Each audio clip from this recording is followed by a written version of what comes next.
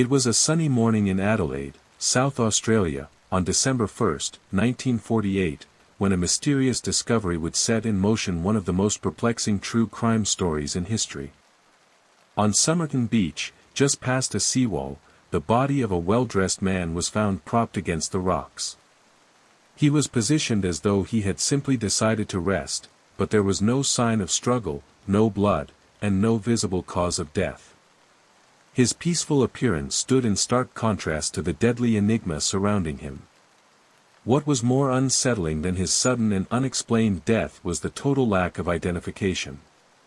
No wallet, no papers, no personal effects of any kind. His clothing had all labels and tags removed, as though someone had gone to great lengths to erase every trace of his identity. This man had no name. He was a ghost. The authorities were baffled. At first, they speculated that the man might have been a victim of a heart attack or some other natural cause, but autopsy results would soon reveal something far more sinister. There were no signs of natural illness. His body showed no wounds or injuries, leading experts to suspect poisoning, yet tests failed to confirm this. As the days passed, a cryptic clue emerged. A tiny scrap of paper, bearing the words, Tamám Shud, was found hidden in a fob pocket inside his trousers. This Persian phrase, meaning, "it is finished," or "the end," was the first indication that this man's death was no random event. The phrase, Tamám Shud, set off a chain of events that would leave the case unsolved for decades. The scrap of paper led authorities to an even stranger discovery. The phrase had been torn from a rare copy of the Rubaiyat of Omar Khayyam, an ancient Persian poetry book. But why had this man carried such a peculiar book, and why the cryptic message? What did it mean? An extensive search of the area uncovered a nearby car that was linked to the mystery. In the vehicle, police discovered the very Rubaiyat book, its pages marked with strange indentations from handwritten text. The indents revealed a phone number, a number that would lead investigators down a long, winding path of uncertainty and mystery. Could this man have been connected to someone in Adelaide? Was there a personal motive behind his death, or was this part of something far bigger? The investigation was only just beginning, but it was clear that the answers would be far more elusive than anyone had anticipated. After days of tracing leads, investigators reached out to the number found in the book. This led them to Jessie Thompson, a woman who lived nearby. When shown a bust of the dead man, her reaction was immediate, an intense mixture of shock and discomfort. But when questioned, she denied knowing the man, offering no further explanation. Was Jessie hiding something? Or was she just another confused bystander caught in the web of this mystery? What was Jessie's connection to the Rubaiyat, and what role did she play in this bizarre case? This was only the beginning of a web of intrigue that would soon spread far beyond Adelaide. The true identity of the Somerton man was still a riddle, one that no one could solve. If you're hooked on this story and want to hear more twists and turns, don't forget to hit that like button and subscribe. You won't want to miss what happens next. With no clues pointing to the man's true identity, the case seemed doomed to remain an unsolved mystery. But as time went on, new leads began to emerge, and the case took on an increasingly suspenseful tone. The discovery of the Rubaiyat book, along with the cryptic note, was no coincidence. It was part of a carefully planned puzzle, a mystery that seemed to invite further investigation. Investigators, now deep into the case, began to explore the book more thoroughly. The handwritten marks in the book weren't just random scribbles, they appeared to be a coded message, a cipher that had been deliberately left behind. What could this code mean? Was it a secret message? A clue to the man's identity? Or was it part of a bigger plan? Forensic experts and cryptographers worked tirelessly to decipher the code, trying to piece together the scattered fragments. There was a combination of letters, numbers, and strange symbols, but nothing made sense. Why had this man gone to such lengths to leave behind a message that no one could understand? And what did he hope to achieve by doing so? As authorities dug deeper into the life of Jessie Thompson, more unsettling truths began to surface.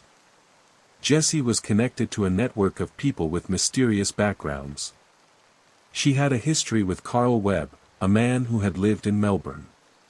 Could Carl Webb be the man behind the cryptic message, and if so, why had he gone to such lengths to remain anonymous?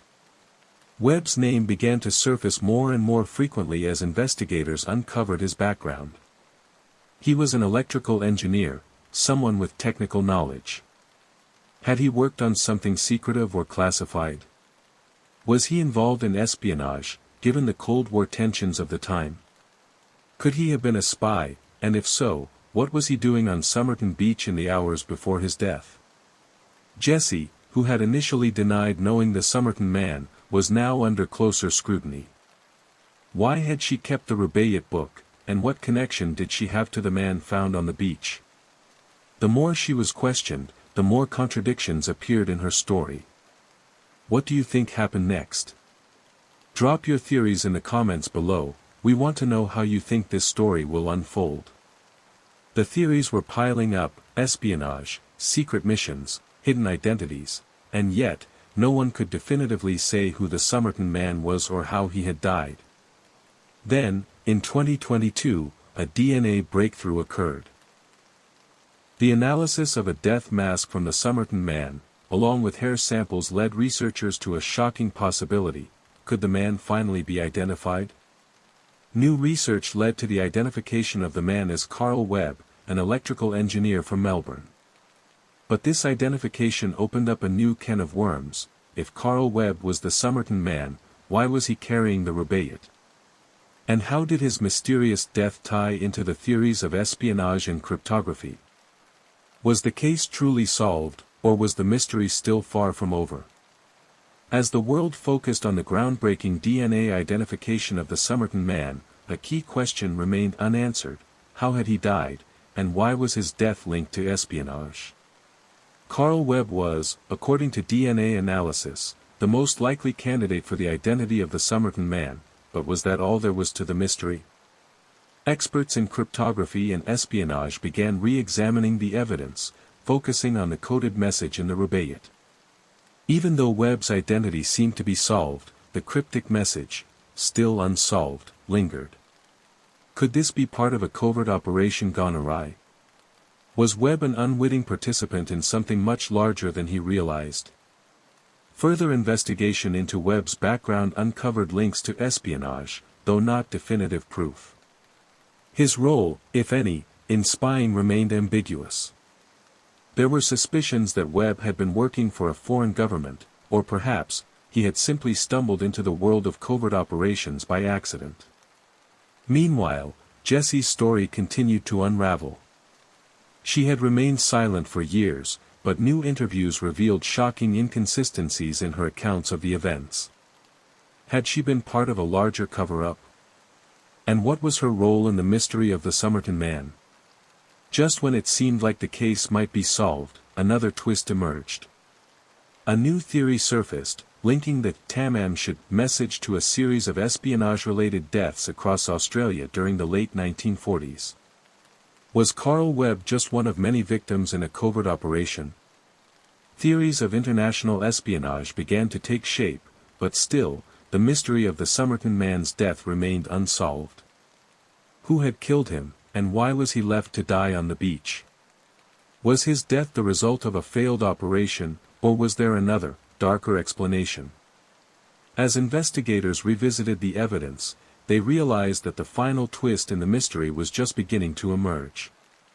Through new breakthroughs in forensic analysis and cryptographic decoding, experts began to connect the Tamám Shud message to a web of international intrigue that stretched beyond the borders of Australia. The Cold War tensions, the mystery of the code, and the Rubaiyat all pointed to one undeniable conclusion: the Somerton Man had been involved in a covert operation, one that may have ended with his death at the hands of unknown operatives. Though Carl Webb's identity was finally established, the true reasons behind his mysterious death remained murky, filled with unanswered questions. Was he murdered because of his involvement in espionage? Was he simply a pawn in a much larger game? Or was there an even deeper conspiracy at play, one that involved more players than anyone realized. The Tamám Shud mystery remains one of the world's most enduring cold cases, a chilling tale of secrecy, betrayal, and a man whose name was erased from history in the most deliberate way. Despite the identification of Webb, the truth behind his death remains buried, hidden beneath layers of cryptic messages and unsolved codes. The mystery of the Somerton Man may never be fully solved, but his story serves as a chilling reminder of the secrets that lie hidden in plain sight. What do you think happened to Carl Webb? Was he truly a victim of espionage, or is there a deeper truth yet to be uncovered? Share your thoughts in the comments below. Don't forget to like, subscribe, and hit the notification bell to stay updated on more unsolved mysteries. Who knows, the next story might just hold the key to unraveling another dark secret.